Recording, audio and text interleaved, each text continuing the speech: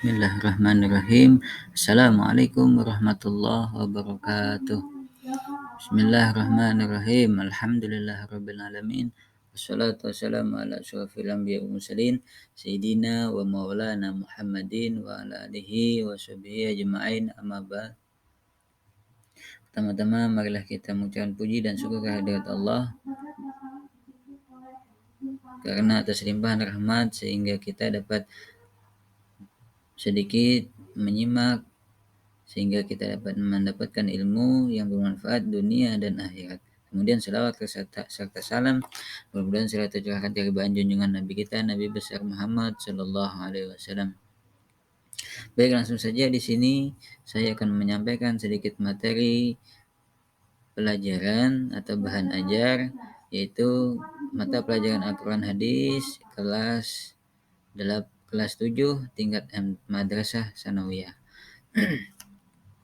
Baik, di sini akan membahas itu tentang pembahasan bab pertama, yaitu tentang Al-Quran sebagai pedoman hidupku. Di sini yang akan kita bahas atau materi yang akan diajarkan adalah Al-Quran Hadis sebagai pedoman hidup. Kemudian pengertian dan fungsi Al-Quran dan Hadis. Kemudian cara memfungsikan Al-Quran dan Hadis. Kemudian menerapkan Al-Quran dan Hadis sebagai pedoman hidup. Nah, kemudian selanjutnya kita akan membahas tentang pengertian dari Al-Quran dan Hadis. Pengertian Al-Quran.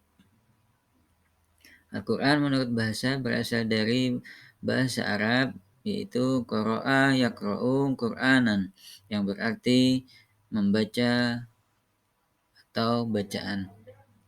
Al-Quran berarti bacaan yang sempurna. Sedangkan Al-Quran menurut istilah adalah wahyu Allah yang diturunkan kepada Nabi Muhammad secara berangsur-angsur melalui perantara malaikat Jibril, dan bagi yang membacanya akan bernilai ibadah. Kemudian di dalam Al-Quran itu terbagi dalam beberapa hal, di antaranya dalam Al-Quran itu terdapat 30 juz pembagian dari Al-Quran. Kemudian untuk surah itu ada 114 surah. Nah, kemudian selanjutnya untuk ayat itu para ulama atau para ahli Al-Quran itu mengatakan atau menjelaskan ada 6.666 ayat. Nah, kemudian selanjutnya yang akan saya sampaikan adalah pengertian hadis. Hadis dari segi bahasa itu memiliki arti khobar, berita atau hal-hal yang diberitakan, baru, mudah, cerita dan riwayat Nabi Muhammad SAW. Sedangkan menurut istilah adalah segala sesuatu yang bersumber dari Nabi Muhammad SAW, baik perkataan, perbuatan, takrir atau persetujuan ataupun yang sepadannya. Maksudnya sepadannya adalah ataupun yang berasal dari Nabi Muhammad SAW.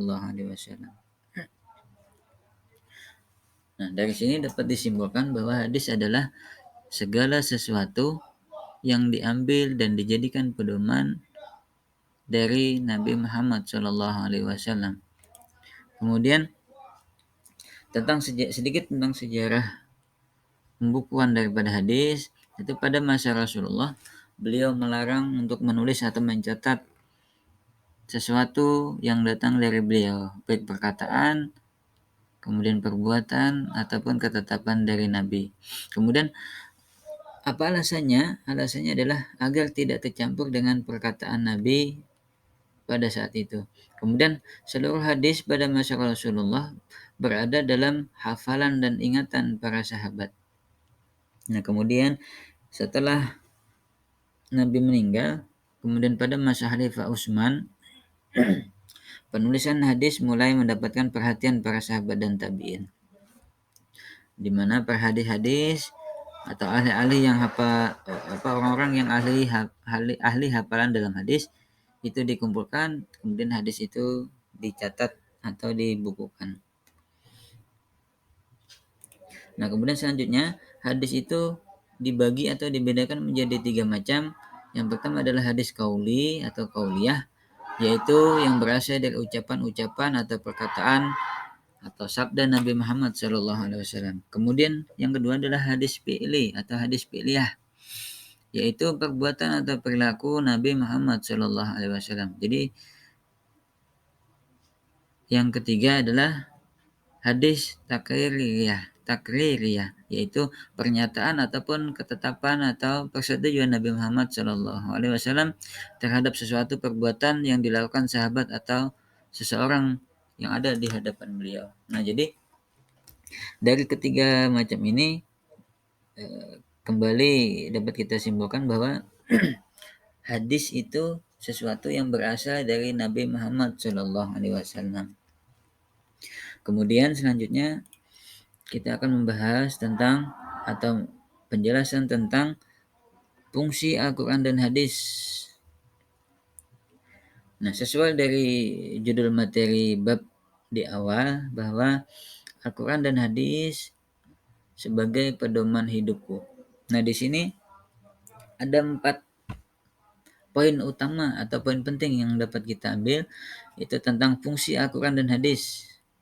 Yang pertama adalah fungsi Al-Quran yang kita bahas, yaitu sebagai sumber ajaran atau hukum Islam yang utama.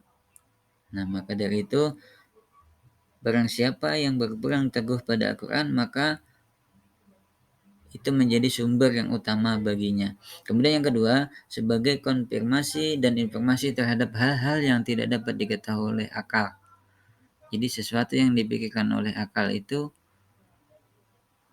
atau yang tidak ada dalam akal itu ada di dalam Al-Quran, atau sesuatu yang belum diketahui oleh umat manusia. Kemudian petunjuk hidup manusia ke jalan yang lurus tentang hal atau berbagai hal, walaupun petunjuk tersebut terkadang bersifat umum. Contohnya seperti perintah sholat, itu masih umum. Kemudian dalam hadis baru dijelaskan tata cara tentang sholat. Kemudian sebagai pengontrol atau pengoreksi terhadap ajaran-ajaran masa lalu, yaitu kitab yang terdahulu, yaitu kitab Injil, kitab Zabur, dan kitab Taurat. Itu fungsi daripada Al-Quran.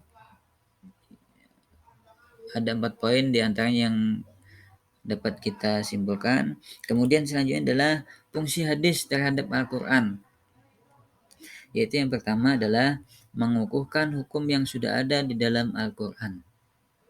Jadi artinya adalah mempertegas apa-apa yang sudah dijelaskan atau yang diperintahkan di dalam Al-Quran.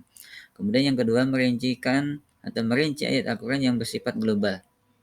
Artinya apa-apa yang dijelaskan di dalam Al-Quran itu bersifatnya umum, contoh seperti perintah sholat, zakat, nah itu masih bersifat global. Kemudian dalam hadis maka barulah diatur bagaimana ketentuan, bagaimana caranya, itu diatur di dalam hadis itu.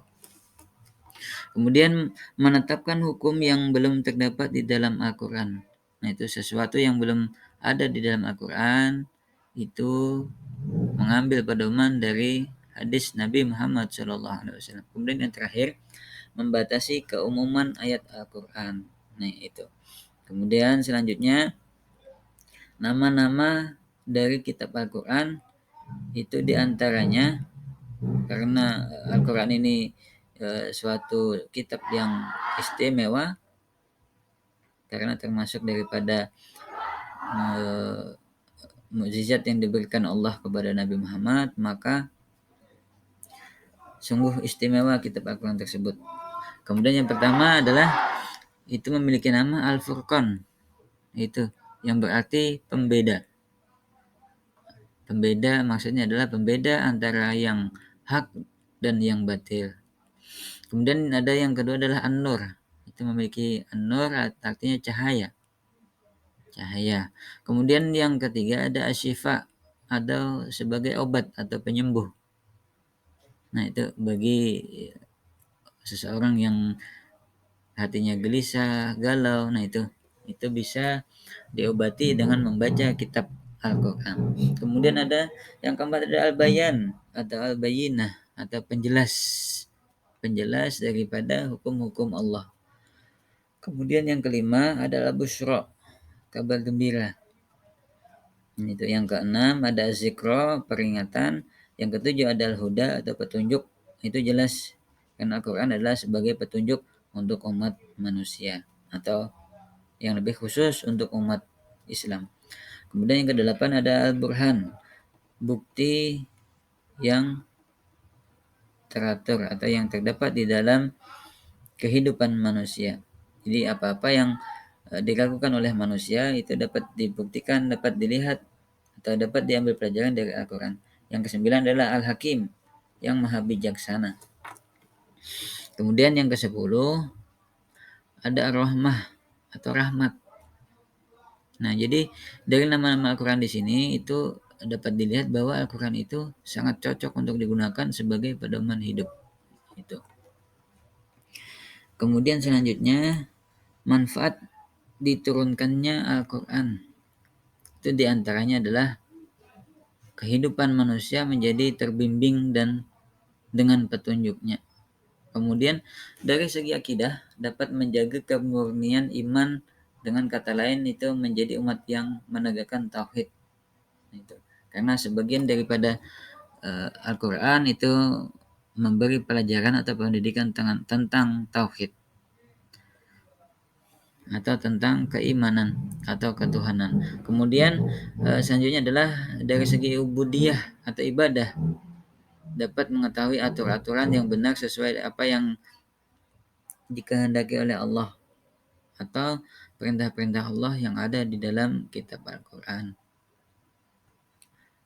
Baik, selanjutnya dari segi muamalah atau hubungan sesama manusia yang harus diperbuat, norma-norma manakah atau mana yang boleh dilakukan dan mana yang tidak boleh, baik cara berperilaku, bertutur sapa, dan banyak lagi manfaat yang lainnya. Kemudian secara ringkasnya Al-Quran adalah sebagai petunjuk yang mengarahkan manusia ke jalan yang diridai Allah sehingga akan tercipta kebahagiaan dunia dan akhirat. Nah itu. Kemudian selanjutnya adalah Al-Quran itu adalah sumber hukum umat Islam yang pertama dan utama. Kemudian di hadis adalah sumber hukum kedua setelah Al-Quran. Yaitu, jadi yang pertama adalah Al-Quran, kemudian dikuatkan oleh hadis. Nah itu. Nah maka dari itu Nabi pernah bersabda, barang siapa yang berpegang teguh kepada kedua hal, yaitu Al-Quran dan hadis, maka dalam kehidupan manusia tersebut tidak akan pernah celaka, tidak akan pernah tersesat selama-lamanya sampai akhir kiamat. Nah, kemudian selanjutnya adalah atau yang terakhir pembahasan kita adalah menjadikan Al-Quran hadis sebagai pedoman dalam kehidupan sehari-hari atau kehidupan pribadi. Nah, kemudian yang pertama itu adalah mendengarkan dan mematuhi bila diseru kepada Al-Quran dan hadis. Nah, itu. Kemudian yang kedua, selalu menerima semua yang datang dari Rasulullah karena semua itu datangnya dari Allah. Itu jelas. Kemudian yang ketiga, selalu berpegang teguh pada Al-Quran dan hadis dalam semua urusan. Nah, ini diantara sedikit daripada hal-hal yang dapat kita pakai dalam kehidupan sehari-hari. Sebenarnya banyak masih, karena kenapa? Di dalam kitab Al-Quran itu mencakup keseluruhan daripada kehidupan manusia. Itu.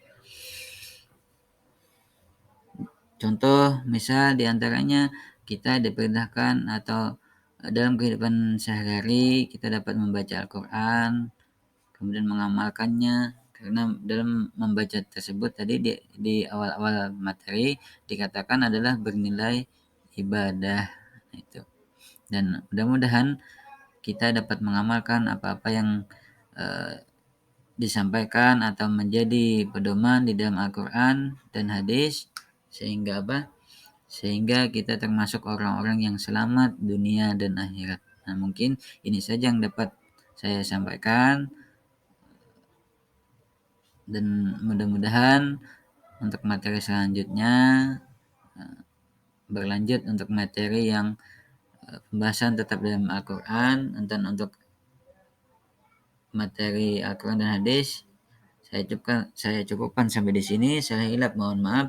Saya akhiri. Wallahu muwaffiq ila aqwamit thoriq. Assalamualaikum warahmatullahi wabarakatuh.